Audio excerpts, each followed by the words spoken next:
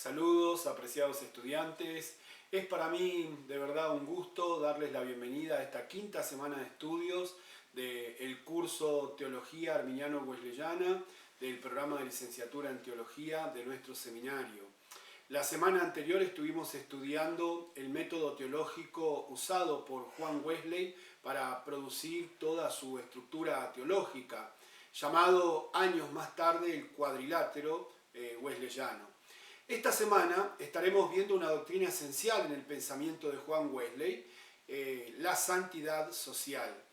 En el prefacio a la colección de himnos que ofrece Juan Wesley, subraya el sentido que encuentra la religión que profesamos. Él dice: el Evangelio de Cristo no conoce otra clase de religión sino la religión social, no otra santidad sino social. La fe que trabaja por el amor es la anchura, la longitud, la profundidad y la altura de la perfección cristiana. Lejos de una concepción más mística y solitaria de la fe, para Wesley el Evangelio requiere mostrarse con obras que corresponden al amor de Dios y a la fe del creyente. Con esto, Wesley une y trata de dar balance a las líneas que aparentemente chocan entre las tradiciones protestantes y católicas, la fe y las obras. Si bien Wesley presenta la salvación en términos de la fe individual, en todo momento remarca la necesidad de la santidad como forma de vida de la salvación. Aquel que ha conocido a Dios, reinando ahora en su corazón, el amor debe traducir su fe en obras a favor del prójimo. La religión cristiana no es cuestión abstracta ni individual, sino es social, terrena, se vive en el presente y se manifiesta en obras. En palabras de Federico Meléndez, tener fe no es cuestión de pensar, sino de hacer. No es cuestión de creer, sino de realizar. Somos cristianos no tanto por lo que decimos, sino por lo que hacemos. Así surge la teología wesleyana del amor, que sintetiza la santidad social. El centro de la teología wesleyana es el amor, el cual se vive bajo la santidad como desarrollo de ese proceso de salvación. El pecado, marca distintiva de quien no se ha acercado o entregado a Dios, ya no mora en el corazón del creyente, dejando su lugar al amor. Por tanto, la vocación del cristiano es mostrar mediante las obras cómo opera el amor de Dios derramado en su corazón. Hacer el bien ya no es una obligación, es solo una consecuencia natural de la presencia de Dios en la vida del ser humano salvado. En el cristiano, las buenas obras son genuinas, ya que son movidas por el amor de Dios. No se trata solo de decir creer correctamente, tampoco de realizar acciones correctas, sino de una transformación radical del corazón purificado a través del arrepentimiento genuino y por el amor a Dios y al prójimo. Tal como subraya Campbell, es importante enmarcar la teología del corazón de Wesley en su contexto histórico. La sangrienta lucha entre católicos y protestantes, así como entre grupos católicos y protestantes entre sí, ponía en duda que el correcto decir teológico fuera lo principal en la vida cristiana. Gracias a diferencias, muchas veces muy pequeñas, muy minúsculas, entre interpretaciones y doctrinas, la sangre corría en Europa. La violencia era justificada por los mismos grupos de los diferentes bandos, por lo que el correcto hacer basado también era puesto en duda. Si bien el proceso de la modernidad comenzaba a ganar terreno a la religión institucionalizada en cuanto a conocimiento, control político y social, el ser humano no ocupaba el centro en la práctica social. El desarrollo del capitalismo colocó a la fábrica y el comercio en primer plano, así como en la esfera política el sistema en sí ocupó el centro, sacrificando cada uno por su parte al ser humano con tal de lograr su desarrollo. Debemos tener en cuenta que Wesley realiza su labor teológica y pastoral en un momento de coyuntura cultural. La modernidad iniciada a principios del siglo XV encuentra campo fértil en Inglaterra debido a cierta lejanía respecto de los países continentales sumergidos para este tiempo en las guerras de religión y movimientos revolucionarios. El círculo degenerativo de la pobreza ya era una realidad a la cual se tuvo que enfrentar Juan Wesley y su teología. Si bien siempre existió una marcada diferencia entre la aristocracia y la población en general, principalmente la que trabajaba en el campo, ahora el reto se presentaba en la figura del marginado en la ciudad. Las dificultades que enfrentaba Wesley eran de alguna manera nuevas, un nuevo modelo de producción, una nueva manera de ser marginal, un sistema que privilegia la acumulación desmedida de la riqueza en unos pocos y que mantiene la exclusión de la mayoría, así como instituciones políticas y religiosas inflexibles, pero también incapaces de responder a los cambios culturales que se estaban asomando y que ya eran parte de la población. El movimiento de Wesley no fue el único que responde a las exigencias de la época. Los grupos reformados trabajaban de cerca con los pobres y los enfermos durante las diferentes epidemias y líderes anabaptistas, por ejemplo, como Menno Simpson, Jacob Strauss y Thomas Müntzer, se enfrentaron directamente al poder político que consideraban injusto.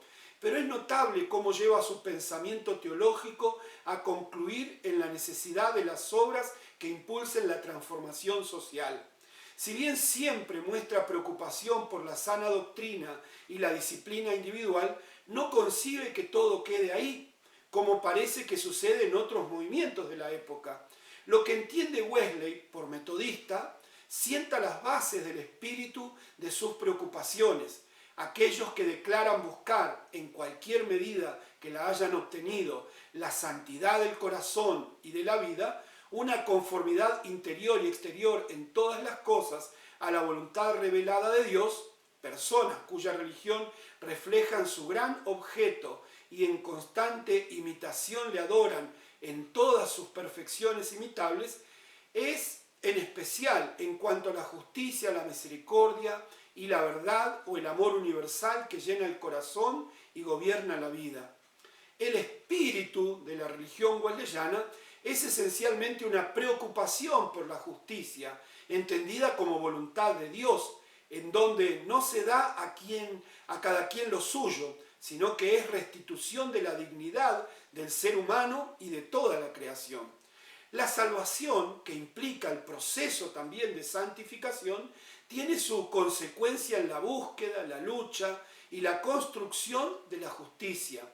El pensamiento de Juan Wesley, y principalmente su práctica, es una respuesta al proyecto de la modernidad, mientras los sistemas encontrarán en el ser humano un medio para el desarrollo. Wesley aboga por este para dignificarlo y encontrarlo como imagen y semejanza de Dios. Para fines de esta presentación que estamos trabajando esta semana y la presentación que estoy haciendo adelantando un poco, quisiera subrayar dos formas en las que Wesley impulsó la causa de la justicia desde la fe. La primera forma es la confrontación que realiza frente a los temas de su tiempo mediante varios escritos. La cantidad de temas que toca Wesley es sorprendente, los cuales van desde asuntos políticos, económicos, médicos y sociales de distinto tipo. Si bien Wesley no es un experto en los temas que aborda, la importancia de escribir sobre ellos muestra su real preocupación por lo que sucedía en la comunidad que él ministraba. La justicia no es un asunto abstracto, un tema que deba ser considerado como dogma atemporal y general, sino que va unida al contexto de quien habla, de quien se ocupa.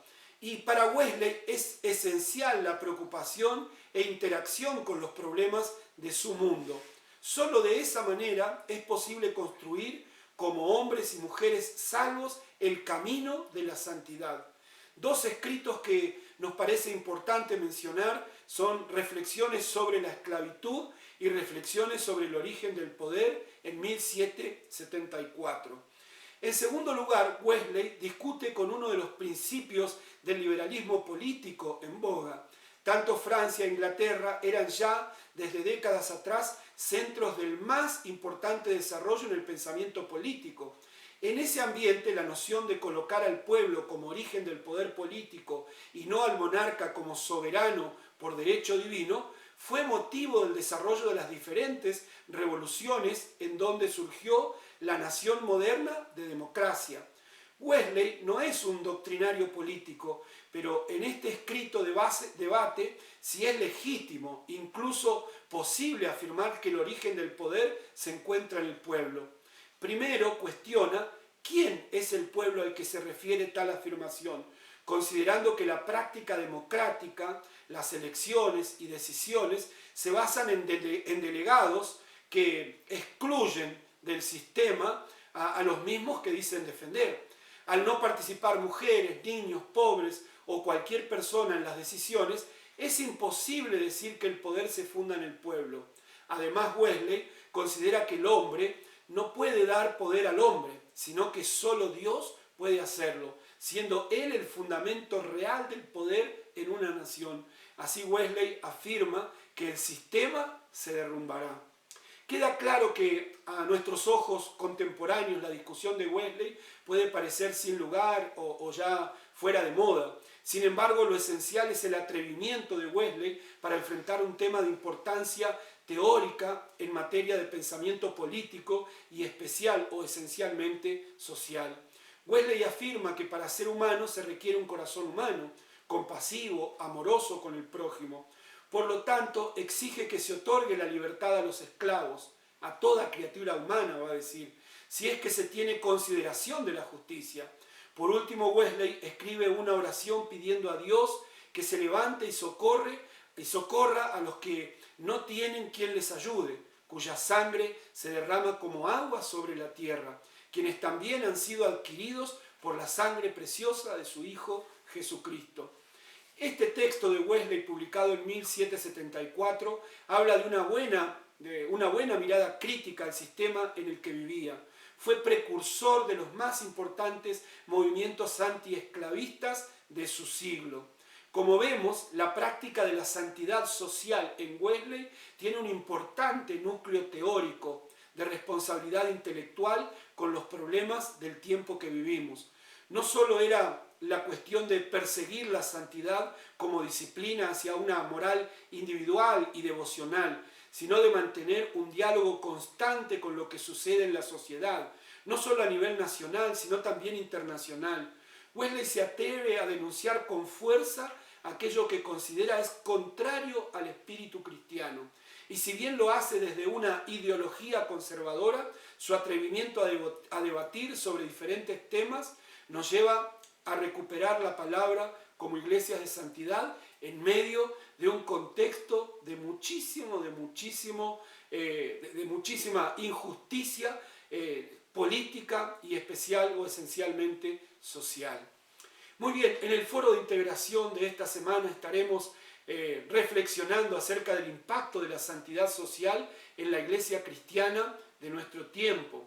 Las asignaciones de esta semana están dadas por un informe de lectura de una teología del amor de Mildred Wincott y el análisis de un sermón de Wesley titulado El cristianismo bíblico. Los materiales complementarios les ayudarán a una mejor comprensión de la santidad social tratado en la semana de estudio que estamos. Continuamos viendo la cuarta parte del video El hombre de Aldersgate para seguir ahondando en los pensamientos de Wesley a través de esta representación de video.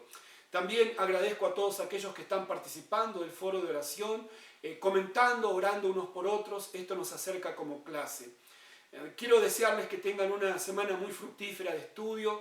También se me estaba pasando el hecho de recomendarles que aprovechen los materiales complementarios porque también ayudan a cerrar un poco el círculo informativo de los temas que tratamos en la semana.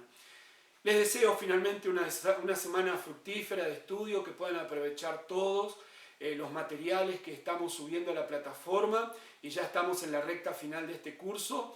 Así es que reciban un afectuoso saludo desde aquí, la Patagonia Argentina. Dios les bendiga.